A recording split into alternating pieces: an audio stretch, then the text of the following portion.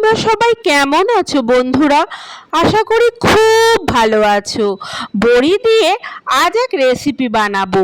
ডাঁটা, আলু, কড়াইশুঁটি আর বড়ি দিয়ে ঝাল।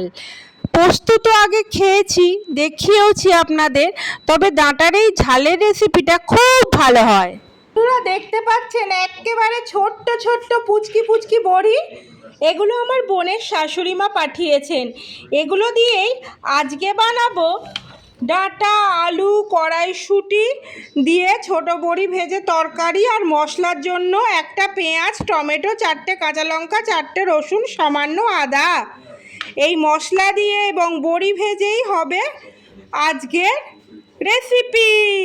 কড়াইয়ে উত্তপ্ত সরিষার তেলের মধ্যে বড়িগুলো ভাজতে দিলাম। একটু কড়া করে বড়িগুলো ভেজে আমরা তুলে নেব। দেখতে পাচ্ছেন ভাজা হয়ে গিয়েছে, এবার তুলে নিই। ওই তেলে ধুয়ে রাখা সবজিটা ছাড়লাম, লবণ দিলাম। আপনারা ছোট চামচের 1 চামচ লবণ দেবেন। হলুদও দিলাম। মিনিট 5-7 মতো ভাজা ভাজা করব, তারপর কড়াইশুঁটি দিয়ে বাটা মশলা যোগ করব। আলুটা দেখুন ভাজা ভাজা হয়ে গিয়েছে। এবার কড়াইশুঁটিটা দিয়ে আরও 2-3 মিনিট ভাজা ভাজা করব, তারপর মশলাটা দেব। বাটা মশলা যোগ করলাম, নাড়াচাড়া করব। পেঁয়াজ, সামান্য রসুন, সামান্য কাঁচা লঙ্কা, টমেটো পেস্টটা যোগ করলাম। মিনিট 3-4 কষিয়ে নিয়েই জল দিয়ে দেব। খুব সহজ ও ছোট্ট রেসিপি।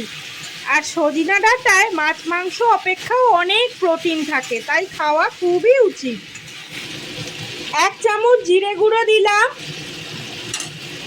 জিরে গুঁড়ো এইসব তরকারিতে দিলে একটু ভালো লাগে। কষানো মশলায় জল দিলাম। খানিকটা আলু এবং ডাঁটা সিদ্ধ হলে ওপর দিয়ে বড়িগুলো আমরা দেব মিনিট 4-5 পরে। এবার ঢাকনা সরালাম। আলু নরম হয়ে গিয়েছে, তাই ভাজা বড়িগুলো দিয়ে দেব। ভাজা বড়িগুলো দিয়ে আরও মিনিট 7-5 পরে নামিয়ে নিলেই তৈরি সুস্বাদু এবং প্রোটিনযুক্ত ডাঁটা আলু বড়ির তরকারি। এটা ভাতের সাথেও চলে, আবার রুটি দিয়েও খেতে পারবেন। তৈরি সুস্বাদু গা মাখা ডাঁটা আলু বড়ির তরকারি। তাহলে বন্ধুরা ছোট্ট রেসিপিটা দেখে নিয়েছেন।